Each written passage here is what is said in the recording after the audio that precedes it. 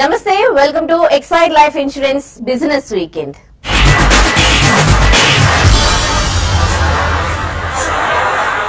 తెలంగాణలో నెల రోజులుగా సిమెంట్ రంగంలో నెలకొన్న ధరల సంక్షోభానికి తెరపడింది. సీఎం కేసీఆర్ సమక్షంలో సీఎస్ రాజీవ్ శర్మ, సిమెంట్ కంపెనీల ప్రతినిధులు, బిల్డర్స్ జేఏసీతో జరిపిన చర్చలు సఫలమయ్యాయి.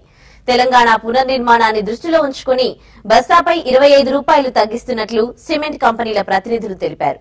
ధరల తగ్గింపులో ఎవరి ఒత్తిడి లేదని వారు స్పష్టం చేశారు.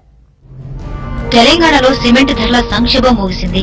సీఎం కేసీఆర్ సమక్షంలో సీఎస్ రాజీవ్ శర్మ, సిమెంట్ కంపెనీల ప్రతినిధులు, బిల్డర్స్ జేఏసీతో జరిపిన చర్చలు సఫలమయ్యాయి. ధరల పెంపు వల్ల నిర్మాణ రంగం దాదాపుగా దెబ్బతింటుందని ఒకవైపు బిల్డర్లు, ముడి సరుకుల ధరలు రెట్టింపైన నేపథ్యంలో ఏడాదిగా నష్టాల్లో ఉన్నామని మరోవైపు కంపెనీ యజమానులు వాపోయారు. అయితే ఎన్ని ఇబ్బందులు ఉన్నా మొండి వైఖరితో సమస్యను పరిష్కరించుకోకపోతే ఇరు వర్గాలు దెబ్బతింటాయని అధికారులు నచ్చజెప్పడంతో కంపెనీల యజమానులు, బిల్డర్లు ధరల తగ్గింపులకు అంగీకరించారు. ప్రస్తుతం 100 రూపాయలు పెరిగిందా 60 రూపాయలు పెరిగిందా అనేది ఇష్యూ.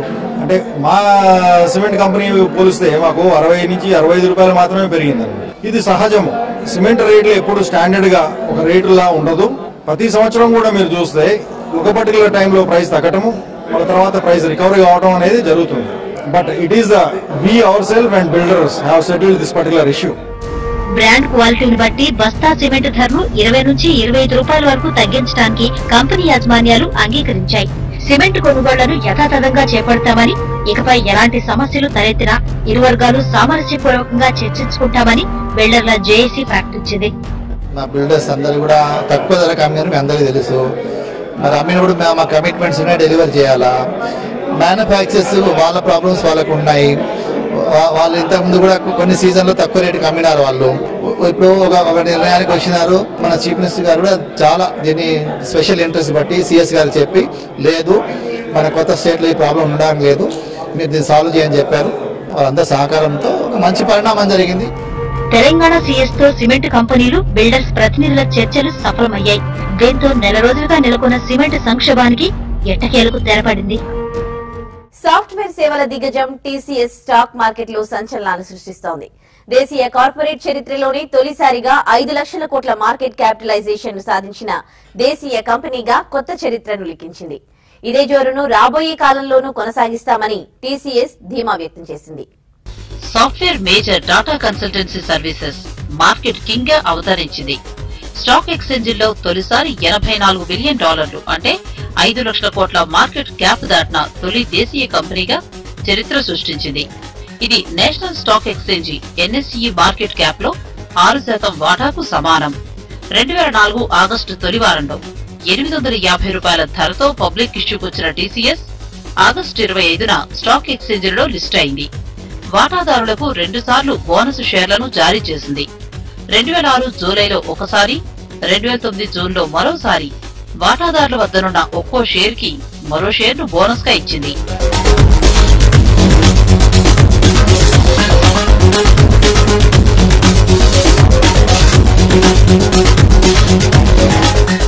జనవరి 2011లో మొదటిసారిగా ఇన్ఫోసిస్ మార్కెట్ క్యాపిటలైజేషన్ ను దాటిన టీసీఎస్ ప్రతి ఏటా అంచనాలను మించి వృద్ధిని నమోదు చేస్తోంది.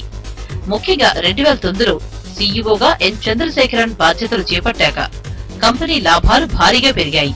ప్రస్తుతం ఇన్ఫోసిస్ మార్కెట్ క్యాప్ కంటే టీసీఎస్ మార్కెట్ క్యాపిటలైజేషన్ 2.6 రెట్లు ఎక్కువ.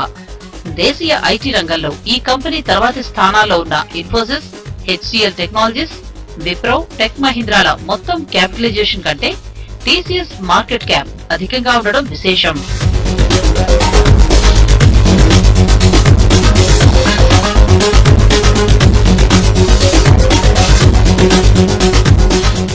ప్రపంచంలోని పలు దేశాల నుంచి వచ్చే కాంట్రాక్టులతో టీసీఎస్ భారీ ఆదాయాన్ని సాధిస్తోంది. టర్నోవర్లో ఉత్తర అమెరికా వాటా 53% కాగా, Brazil, Uruguay, Chile, Colombia, Peru, Argentina వంటి లాటిన్ అమెరికా దేశాల్లోనూ కార్యకలాపాలను విస్తరించింది. త్వరలోనే ఆఫ్రికా మార్కెట్లోకి తమ సేవలను విస్తరిస్తామని టీసీఎస్ ప్రకటించింది. 6 లక్షల కోట్ల రూపాయలు దాటితే $100 బిలియన్ క్యాపిటలైజేషన్ సాధించిన మొట్టమొదటి కంపెనీగా టీసీఎస్ నిలవనుంది. దేశంలోని మూడో అతిపెద్ద ఐటీ కంపెనీ విప్రో ఈ ఆర్థిక సంవత్సర తొలి త్రైమాసిక ఆర్థిక ఫలితాలను ప్రకటించింది. కన్సాలిడేటెడ్ నికర లాభం గత ఏడాదితో పోలిస్తే 30% వృద్ధితో 1,623 కోట్ల నుంచి 2,103 కోట్ల రూపాయలకు పెరిగింది. అప్లికేషన్, ఇన్ఫ్రా రంగాల్లో కుదుర్చుకున్న భారీ ఒప్పందాలతో కంపెనీ లాభం భారీగా పెరిగిందని విప్రో సీఈఓ టీకే కురియన్ అన్నారు. I'm happy to announce the results for the first quarter of the fiscal 2015. We had a sequential revenue growth of 1.2%, which is in line with our guidance. Our quarterly IT services EBIT grew by 35% year on year.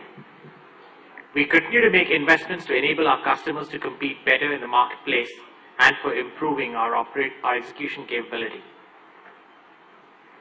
Let me first talk about the demand environment. The demand environment continues to hold steady in North America. We see a return of discretionary spending in some parts of our business.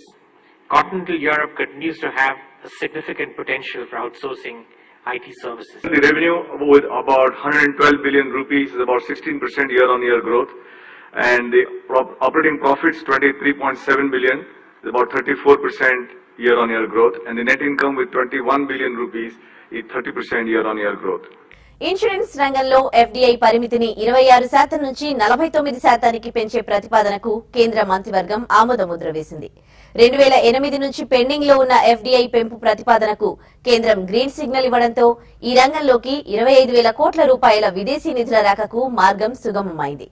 ప్రస్తుతం దేశంలో life, non life రంగాల్లో 2 డజన్లకు పైగా private రంగ బీమా కంపెనీలున్నాయి. హైదరాబాద్ లో triple ఐటీతో కలిపి అతిపెద్ద incubator ను ఏర్పాటు చేస్తామని ఐటీ మంత్రి కేటీఆర్ అన్నారు. ఫికీ లేడీస్ ఆధ్వర్యంలో నిర్వహించిన విజన్ ఫర్ తెలంగాణ సదస్సుకు ఆయన ముఖ్య అతిథిగా హాజరయ్యారు. తెలంగాణ రాష్ట్రంలో పటిష్టమైన ప్రభుత్వం ఉందని, పారిశ్రామికవేత్తల పెట్టుబడులకు హైదరాబాద్ అనువైన ప్రాంతమని ఈ సందర్భంగా కేటీఆర్ అన్నారు. రాష్ట్రంలో వనరులతో పాటు ఎంతో మంది నిపుణులున్నారని, పారిశ్రామికవేత్తలకు ప్రభుత్వం అన్ని విధాలా సహకరిస్తుందని మంత్రి తెలిపారు. ప్రభుత్వంతో మీరు నిరంతరం సంప్రదింపుల్లో ఉంటూ ప్రతి 3 నెలలకోసారో 6 నెలలకోసారో మరి ప్రభుత్వ పెద్దలతో, ముఖ్యంగా మా ఇండస్ట్రీస్ డిపార్ట్మెంట్ తో కనుక టచ్ లో ఉండి మీకు ప్రభుత్వం నుంచి ఏమేం కావాలనేది మీరు స్పష్టంగా చెప్పినట్టయితే తప్పకుండా మా పరంగా చేయాల్సిన అన్ని కార్యక్రమాలు కూడా చేస్తామని కూడా చెబుతూ, మహిళా పారిశ్రామికవేత్తలకు అదే రకంగా ఇతర సామాజిక వర్గాలు ఏవైతే అణగారిన వర్గాలు ఉన్నాయో డెఫినెట్ గా వారందరికీ కూడా ప్రోత్సాహకాలు ఇవ్వాలనే ఒక విధానాన్ని ప్రభుత్వం అనుసరించనున్నది. అయితే ఇప్పుడే కొత్తగా మనం పారిశ్రామిక విధానం రూపొందుతున్నది, కొత్త ఇండస్ట్రియల్ పాలసీ ఇప్పుడే రూపొందిస్తా ఉన్నాం కాబట్టి తప్పకుండా ఈ కొత్త ఇండస్ట్రియల్ పాలసీ రూపకల్పనలో వారి భాగస్వామ్యంతో, వారి పార్టిసిపేషన్ తో జరగాలని మేము కోరుకుంటా ఉన్నాం. ఆ పార్టిసిపేషన్ కోసం వారి నుంచి మేము ఈరోజు సలహాలు, సూచనలు కూడా అడిగాం. వారు కనుక ముందుకు వచ్చి కొన్ని నిర్మాణాత్మకమైన సలహాలు ఇచ్చినట్టయితే, కన్స్ట్రక్టివ్ ఇన్పుట్స్ ఇచ్చినట్టయితే తప్పకుండా వాటిని పాలసీలో కూడా చేర్పించే ప్రయత్నం కూడా చేస్తాం. మిలీనియం సిరీస్ తో దూసుకెళ్తోన్న ప్రముఖ మొబైల్ తయారీ company Celkon millennium OQ 455 smart phone ను లాంచ్ చేసింది. 4.5 display, quad core processor, Kit Kat operating system, 8 megapixel camera వంటి ఫీచర్లతో స్టైలిష్ లుక్ తో యూత్ టార్గెట్ గా ఈ మొబైల్ ని రూపొందించామని సెల్కాన్ చైర్మన్ గురు అంటున్నారు.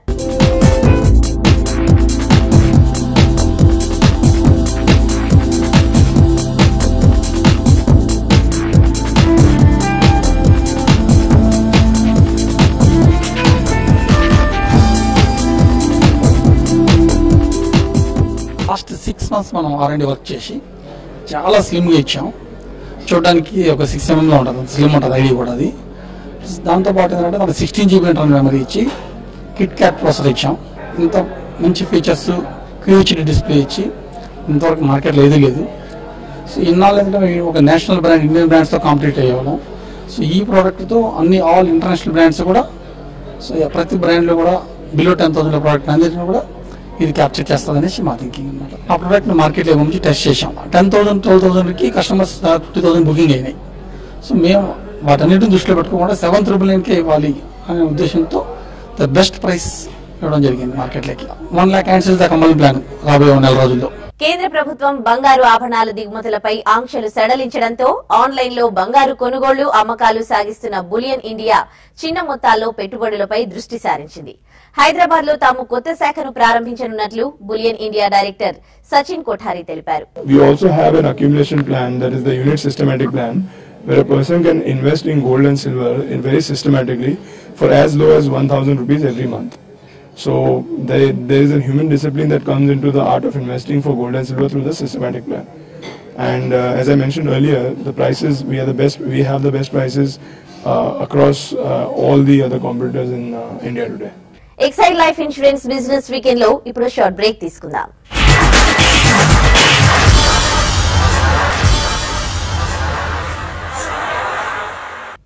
Welcome back to Exide life insurance business weekend.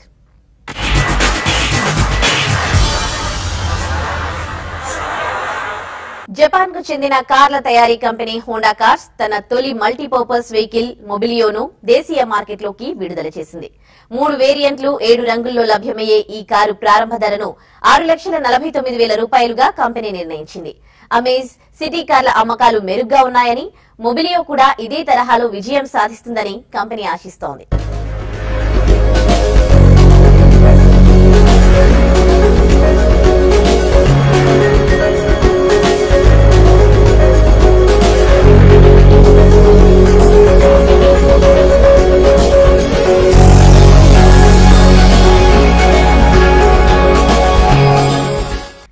దేశీయ విపణిలోకి తొలి హైబ్రిడ్ కారును జర్మనీ లగ్జరీ కార్ల తయారీ కంపెనీ BMW లాంచ్ చేసింది.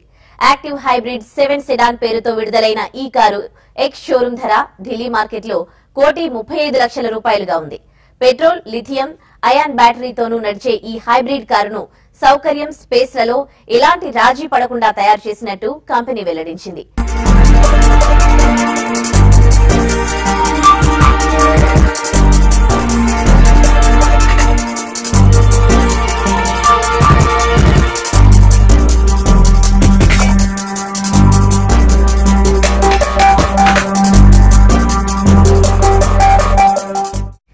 ఈ వారం స్టాక్ మార్కెట్లపై విశ్లేషణ, అలాగే వచ్చే వారం ఏ స్టాక్స్ ను కొనుగోలు చేయాలనే అంశంపై మార్కెట్ అనలిస్ట్ కుటుంబరావు విశ్లేషణను ఇప్పుడు చూద్దాం. 8 రోజులు లాభాలు కంటిన్యూస్ గా వచ్చిన తర్వాత శుక్రవారం నాడు మార్కెట్స్ కరెక్ట్ కావటం చూసాం అనమాట. కాబట్టి కాస్త profit booking at current levels అంటే నిఫ్టీ 7800 కి క్లోజర్ గా ఉన్నప్పుడు ఎమర్జ్ అవుతూ ఉండటం కూడా ఎక్స్పెక్ట్ చేయాలి.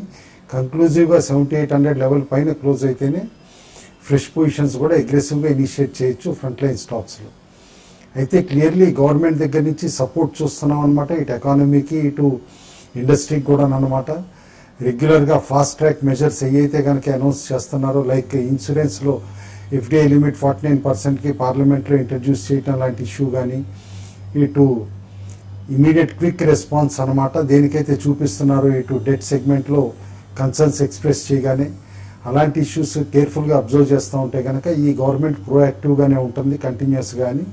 అండ్ వీకెండ్ స్టేట్మెంట్ అనమాట ఆర్థిక మంత్రి గారిది, that GST will be rolled out if possible in this year it self అని చెప్పి ఏదైతే అన్నారో అది హైలీ పాజిటివ్ స్టేట్మెంట్ కావచ్చు. కాంక్రీట్ స్టెప్స్ జిఎస్టీ దిశగా కనుక గవర్నమెంట్ నెక్స్ట్ ఫ్యూ మంత్స్లో తీసుకుంటే కనుక మార్కెట్స్ గణనీయంగా పెరిగే పాసిబిలిటీ ఉంది ఫ్రమ్ కరెంట్ లెవెల్స్. ఇటు ఇండెక్స్ టెక్నికల్స్కి వస్తే మాత్రం clearly end of the week వచ్చేపాటికి శుక్రవారం నాడు కరెక్షన్లో కూడా బిఎస్సి సెన్సెక్స్ 26,000 లెవెల్ కిందకి వెళ్ళలేదు. అండ్ ఎన్ఎస్సి నిఫ్టీ కూడా 7750 దగ్గర స్ట్రాంగ్ సపోర్ట్ తీసుకోగలిగింది ఆన్ లోవర్ సైడ్. కాబట్టి ఈ 2 లెవెల్స్ని కేర్ఫుల్గా అబ్జర్వ్ చేయమని చెప్పేసి అంటాను వచ్చే వారం. ఎందుకంటే శుక్రవారం లోస్ ఏవైతే ఉన్నాయో దాని కింద కనుక మార్కెట్స్ ట్రేడ్ అయ్యి కంటిన్యూస్గా ఉంటే మాత్రం ఈ సెటిల్మెంట్ వీక్ కొంచెం డిసప్పాయింట్మెంట్ మిగిల్చే పాసిబిలిటీ ఉంటుంది. ఓవరాల్గా ఈ సెటిల్మెంట్ పాజిటివ్గా ఉంది కాబట్టి అనమాట ట్రేడర్స్ రోల్ ఓవర్స్ ఇందులో అయితే కనుక అగ్రెసివ్గా అవుతున్నాయో ఆ స్టాక్స్కి ఎక్కువగా స్టిక్ అవ్వమని చెప్పేసి చెప్తున్నాం. సెన్సెక్స్కి మాత్రం clearly strong support on lower side 25,950 26,000 band దగ్గర ఉంది. ఆ లెవెల్ కింద క్లోజ్ అవుతూ ఉంటే కనుక 25,700 వరకు స్లిప్ అయ్యే పాసిబిలిటీని మనం రూల్ అవుట్ చేయలేం. అదేవిధంగా ఎన్ఎస్సి నిఫ్టీకి కూడా అనమాట స్ట్రాంగ్ సపోర్ట్ 7725 to 7740 బ్యాండ్లో ఉందన్నమాట. ఆ లెవెల్ కనుక స్లిప్ అయితే 7670 7680 బ్యాండ్ టెస్ట్ చేసే పాసిబిలిటీ డిస్టింక్ట్గా కనిపిస్తుంది. ఆన్ అప్ సైడ్ మాత్రం అన్చార్టెడ్ టెరిటరీ కాబట్టి అనమాట ఎవ్రీ 50-60 పాయింట్స్కి అనమాట ఎన్ఎస్సిలో నిఫ్టీలో కనుక రెసిస్టెన్స్ రావచ్చు. అదేవిధంగా సెన్సెక్స్ కూడా అనమాట ఎవ్రీ 200 పాయింట్స్కి రెసిస్టెన్స్ ఎన్కౌంటర్ అయ్యే పాసిబిలిటీ ఉంది. టెక్నికల్స్ దృష్ట్యా కొన్ని stocks buy on decline suggest చేస్తున్నాం అనమాట. ఆ stocks Ranbaxy, Lupin, Glenmark, HCL tech, Tata steel, Hindustan Unilever, Hindalco, Bharti Airtel. అదే కొన్ని స్టాక్స్ లో మైల్డ్ వీక్నెస్ కనిపిస్తోంది. ఈ స్టాక్స్ ని ర్యాలీస్ లో షార్ట్స్ అటెంప్ట్ చేయమని చెప్పేసి కూడా సజెస్ట్ చేస్తున్నాం. బట్ టైట్ స్టాప్ లాస్ పెట్టుకోవాల్సి వస్తుంది, ఎందుకంటే long term trend markets the bullish గా ఉంది కాబట్టి. Cairn India, Apollo tyres, Sesa Sterlite, DLF, BHEL, gas authority India limited, Biocon, IRB infra.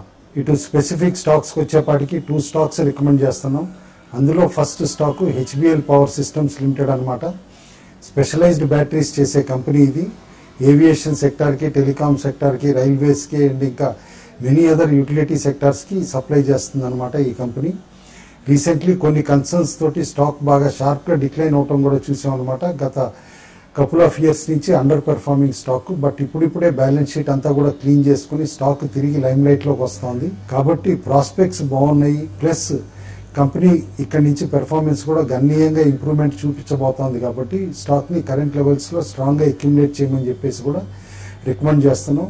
In short term కూడా స్టాక్ 30 to 40% పెరిగే పాసిబిలిటీ ఉంది. లాంగ్ టర్మ్లో ఈజీగా 100% పైన రిటర్న్ ఇచ్చే పాసిబిలిటీ క్లియర్గా కనిపిస్తుంది. సెకండ్ స్టాక్ రికమెండ్ చేస్తుంది మోల్టెక్ ప్యాకేజింగ్ లిమిటెడ్ అనమాట. ప్లాస్టిక్ ప్యాకేజింగ్లో one of the larger players అనమాట. స్పెషల్లీ ఈ కంపెనీని అనమాట ప్యాకేజింగ్ కంటైనర్స్ బోత్ ఆయిల్ ఇండస్ట్రీకి, ఇటు గ్రీజ్ అండ్ ఆయిల్ ప్యాకేజింగ్ ఇండస్ట్రీకి అనమాట, పెయింట్స్ అండ్ అదర్ సెగ్మెంట్స్ కూడా క్యాటర్ చేస్తుంది అనమాట ఈ కంపెనీ. అయితే ఈ కంపెనీ రీసెంట్లీ ఐఎంఎల్ సెగ్మెంట్ కంటే లిక్కర్ సెగ్మెంట్కి కూడా కంటైనర్స్ ఏదైతే డెవలప్ చేసిందో అది యాక్సెప్టెన్స్ రావడంతో హ్యూజ్ ఆర్డర్ ఫ్లో రావడం కూడా చూసాం. పెయిల్ షేప్డ్ కంటైనర్స్ కూడా ఫుడ్ ప్యాకేజింగ్కి కంపెనీ ఇంట్రడ్యూస్ చేసింది సక్సెస్ఫుల్గా. అయితే రీసెంట్ ట్రెండ్స్ తోటి అనమాట హ్యూజ్ టర్న్ ఓవర్ ఇంప్రూవ్మెంట్ రావడంతో Q1 ఫలితాలు అద్భుతంగా ఉంటాయని చెప్పేసి ఇండస్ట్రీ సోర్సెస్, కంపెనీ సోర్సెస్ కూడా చెప్తున్నాయి. ఇన్ఫ్యాక్ట్ Q1 ప్రాఫిట్ అనమాట 100% పైన జంప్ ఉండొచ్చు అని చెప్పేసి కూడా ఇండికేషన్స్ ఉన్నాయి. కాబట్టి both for short term and long టర్మ్కి ఈ స్టాక్ని అగ్రెసివ్గా కొనమని చెప్పేసి చెప్తున్నాం. Long term target can be 100% return from current levels అనమాట with in 12 months. And in short term కూడా 30-40% రిటర్న్ ఈజీగా ఇవ్వగలుగుతుంది ఈ స్టాక్ అని చెప్పేసి అనుకుంటున్నాం. ఇటు ప్రెషియస్ మెటల్స్కి వస్తే కనుక గత వారం కూడా వీక్ ట్రెండ్ కంటిన్యూ అవటం మనం చూసాం. గ్లోబల్లీ ఉక్రెయిన్, ప్యాలెస్తీన్ లాంటి జియోపొలిటికల్ ఇష్యూస్ ఉన్నా కూడా అనమాట ప్రెషియస్ మెటల్స్ వీక్గా ట్రేడ్ అవటం క్లియర్లీ ఒక నెగిటివ్ అని చెప్పేసి అనుకోవచ్చు. కాబట్టి గత నెక్స్ట్ ఫ్యూ మంత్స్ కూడా అనమాట బంగారం అండ్ వెండి కూడా అనమాట అండర్ పెర్ఫార్మ్ చేసే పాసిబిలిటీనే ఎక్కువగా ఉంది. కాబట్టి ప్రెషియస్ మెటల్స్ కంటే equities will continue to be better asset class అని చెప్పేసి అనుకుంటున్నాం. అండ్ ఎస్పెషల్లీ డాలర్ కూడా స్ట్రెంత్ చూపిస్తుంది అనమాట చాలా కరెన్సీస్కి అగేన్స్ట్. కాబట్టి ప్రెషియస్ మెటల్స్ నుంచి దూరంగా ఉండటమే బెటర్, ట్రేడింగ్ యాక్టివిటీకే కన్ఫైన్ అవటం బెటర్ అండి.